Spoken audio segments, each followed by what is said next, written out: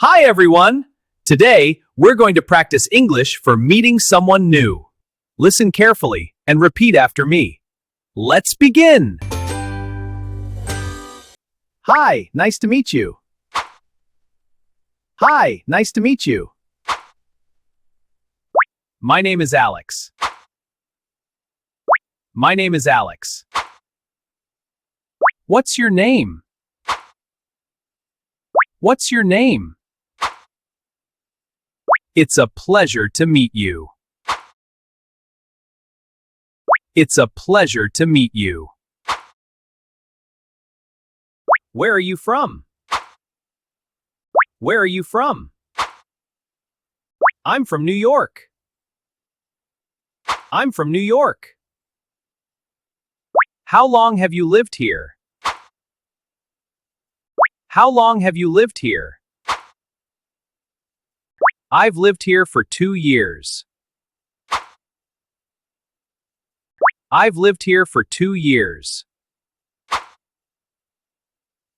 What do you do? What do you do? I work as a software engineer. I work as a software engineer. What do you like to do in your free time? What do you like to do in your free time? I like to travel and read. I like to travel and read.